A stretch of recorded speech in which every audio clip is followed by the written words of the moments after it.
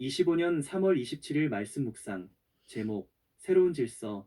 본문, 하나님이 노아와 그 아들들에게 복을 주시며 그들에게 이르시되 생육하고 번성하여 땅에 충만하라. 땅의 모든 짐승과 공중의 모든 새와 땅에 기는 모든 것과 바다의 모든 물고기가 너희를 두려워하며 너희를 무서워하리니 이것들은 너희의 손에 붙였음이니라. 모든 산동물은 너희의 먹을 것이 될지라.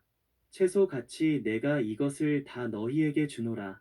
그러나 고기를 그 생명되는 피째 먹지 말 것이니라.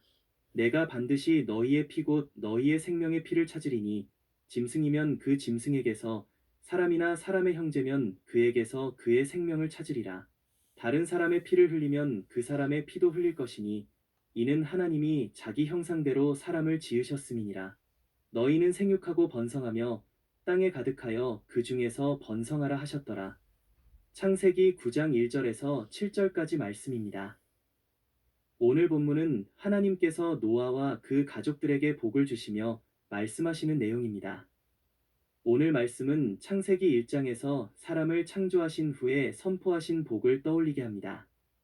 그러나 창세기 1장에서 선포된 복과 같은 부분과 다른 부분이 있어 자세하게 살펴보아야 합니다. 창세기 1장에서는 생육하고 번성하여 땅에 충만하라, 땅을 정복하라, 바다의 물고기와 하늘의 새와 땅에 움직이는 모든 생물을 다스리라고 기록하고 있습니다. 이 기록과 창세기 9장의 기록을 비교해보면 생육하고 번성하여 땅에 충만하라는 부분은 동일합니다. 이 문구는 1절과 7절에 반복 기록하여 하나님께서 사람을 향해 어떤 마음을 가지고 계신지 확인할 수 있습니다. 그리고 홍수 심판 이후에는 노아가 모든 사람들을 대표하고 있기 때문에 하나님께서 명령하신 복은 모든 사람에게 해당하는 것입니다. 그리고 이 복은 창조 때에부터 인류에게 주신 복으로 하나님께서 변하지 않으셨음을 알 수 있는 대목입니다. 그러나 그 뒷부분에서는 아주 큰 차이를 가지고 있습니다. 1장에서는 땅을 정복하고 모든 생물을 다스리라고 기록되어 있으나 9장에서는 땅, 하늘, 바다의 모든 동물들을 사람의 손에 붙였기 때문에 동물들이 사람들을 무서워하고 두려워하게 될 것이라고 기록하고 있습니다. 사람이 자연을 정복하고 다스리는 것이 자연이 사람을 두려워하는 것으로 대체되었습니다. 물론 사람이 자연을 정복하고 다스리는 것이 취소된 것이 아닙니다. 그러나 하나님을 반역한 사람들이 만든 세상, 그리고 홍수로 심판받아 황폐해진 세상은 처음 하나님께서 창조하신 선하고 아름다운 세상과는 비교할 수 없습니다.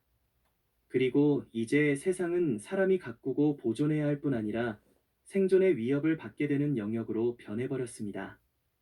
이러한 상황에서 하나님께서는 동물들에게 사람을 두려워하도록 하여 사람들을 보호하셨습니다.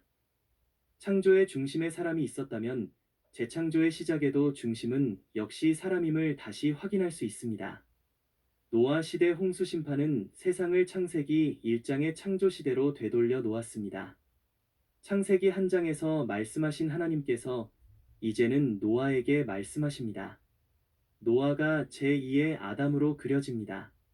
그리고 홍수 이후에 사람들이 땅에서 살아갈 수 있다는 사실을 강조하고 있습니다. 앞에서 살펴본 대로 9장 1절은 창세기 1장의 복과 연속성을 강조하고 있지만 2절에서는 달라진 상황과 환경을 반영하고 있습니다. 창세기 1장에서 사람과 동물은 채식만 허용되었음을 알 수 있습니다. 정복하고 다스리라는 하나님의 복의 명령은 가꾸고 보살펴 생육하고 번성함을 풍성하게 만들 능력을 발휘하라는 의미에 가깝습니다. 땅과 동물들을 이용하거나 섭취하는 것은 사람에게 주어지지 않았습니다. 그러나 오늘 본문에서는 사람들에게 주어진 권위의 행사는 동물들의 세계에 비참하고 끔찍한 결과를 가져오게 됩니다. 그리고 이러한 권세로 말미암아 홍수 이전과 이후의 다양한 관계가 회복 불능의 상태로 내몰리게 됩니다. 바로 그 권세는 하나님께서 동물을 인간이 먹을 수 있도록 허락하신 것입니다. 창세기 1장에서 볼 수 없었던 새로운 질서가 확립되었습니다. 이러한 질서 아래 관계가 재편됩니다. 그러나 다시금 하나님께서 금지의 명령을 선언하십니다. 고기를 먹되 핏째 먹지 말지니라는 금지 명령은 살인과 더불어 구약에서 이스라엘을 넘어 인류 전체를 대상으로 합니다. 또한 피를 먹는 것을 금지한 것은 고대 근동 세계에서 유래를 찾기 어렵습니다. 창세기 2장에서 하나님께서 모든 나무 실과를 먹되 선악을 알게 하는 나무를 금하신 것처럼 본문에서는 모든 동물을 먹되 피가 있는 채로 먹는 일을 금합니다. 창세기 2장에는 금지한 이유가 기록되어 있지 않지만 본문에서는 피를 금한 이유를 분명하게 기록하고 있습니다. 피에는 생명이 있기 때문입니다. 하나님께서 아주 분명하게 생명이 있는 피를 먹지 못하도록 강제하심으로 사람들에게 생명에 대한 존엄성을 확인시켜 주셨습니다. 사람은 상대방이 어떤 사람이든 관계없이 그 생명, 목숨을 하찮게 여겨서는 안 됩니다. 하나님께서 이렇게 사람의 생명이 소중하게 보고 계시는지 본문은 그 이유도 잘 기록하고 있습니다. 사람이 하나님의 형상으로 지음 받았기 때문입니다. 사람이 소중하고 사람의 생명이 귀한 이유는 사람이 하나님의 형상이기 때문입니다. 또한 피를 흘리면 하나님께서는 똑같이 갚아주시겠다고 강조하고 있습니다. 찾으리라는 단어가 한글 성경에는 2번 나오지만 그 단어가 원문에는 3번 사용하므로 하나님의 의지가 분명하게 드러납니다. 모세와 이스라엘 백성들은 하나님께 반역한 사람들을 심판하시는 중에도 구원의 은혜를 베푸시고 그들에게 창조 때와 같은 복을 선포하시는 하나님의 은혜를 들으며 그 하나님이 자신을 구원하신 하나님과 동일한 하나님 되심에 감격했을 것입니다. 그러나 인간의 반역은 하나님의 창조 질서의 변화를 가져왔고 그 변화가 하나님 보시기에 좋지 않은 것이라는 사실에 마음이 무거웠을 것입니다. 하나님 없는 문명과 문화를 건설한 이집트는 압제와 폭력으로 지배하는 세상을 그대로 반영하고 있으며 이스라엘은 이집트의 파라오 아래서 노예로 살아왔습니다. 그러한 자신들의 노예 생활은 결국 하나님을 떠난 사람의 반역한 결과요. 그로 인한 질서의 변화라는 사실을 깨달으며 죄의 심각성을 깨달을 수 있었을 것입니다. 또한 사람이 동물을 먹을 수밖에 없었던 상황과 하나님께서 동물들로부터 사람을 보호하시는 은혜를 들으며 자신들을 보호하시는 하나님의 은혜가 새롭게 와 닿았을 것입니다. 이집트에서 노예로 생활하면서 사람의 생명을 하찮게 여기는 지배계층의 악을 경험하며 무기력하게 살았지만 사람이 하나님의 형상이라는 사실을 반복적으로 확인하며 생명의 가치를 알아갔을 것입니다. 사람에게 새로운 질서가 주어졌지만 그 질서 또한 사람을 위해 하나님께서 만드셨습니다.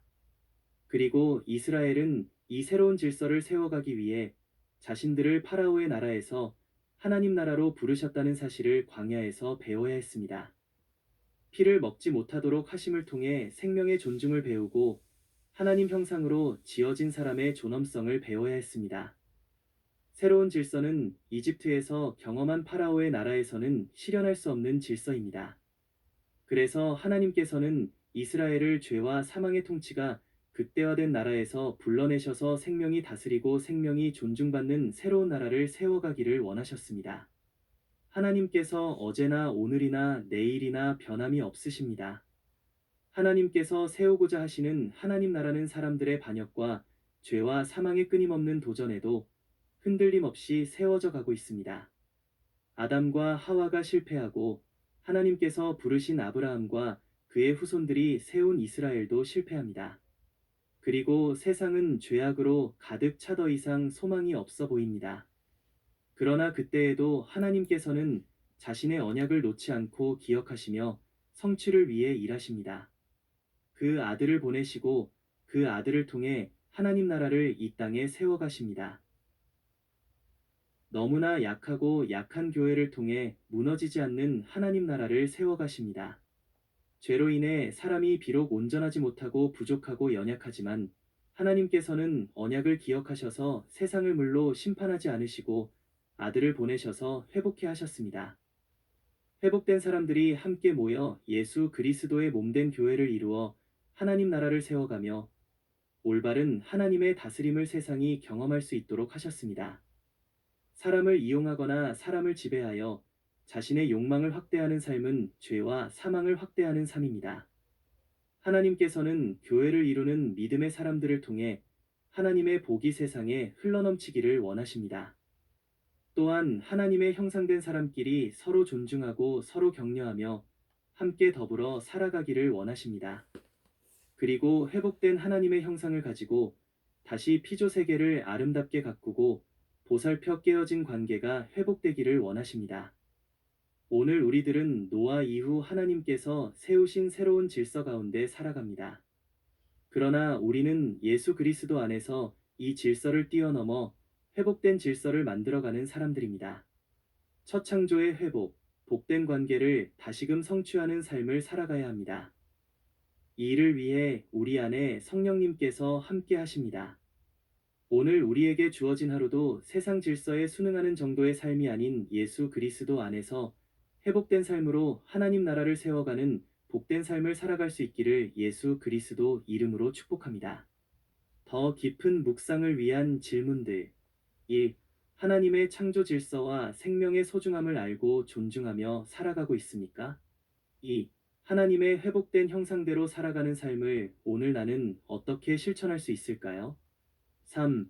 나를 만나는 사람들에게 하나님의 형상으로서 사람의 존엄성과 생명의 존중을 어떻게 알릴 수 있을까요? 묵상을 위한 기도. 하나님 아버지, 감사합니다. 홍수 심판 중에도 사람을 포기하지 않으시고 다시 생육하고 번성하라고 복을 허락하신 은혜에 감사드립니다. 하나님께서 세우신 질서를 기억하며 생명과 정의를 소중히 여기는 삶을 살아가게 하여 주옵소서. 하나님의 형상대로 지음받은 존재로서 오늘도 거룩한 책임을 다하는 하루가 되게 하여 주옵소서. 예수 그리스도 이름으로 기도드립니다. 아멘.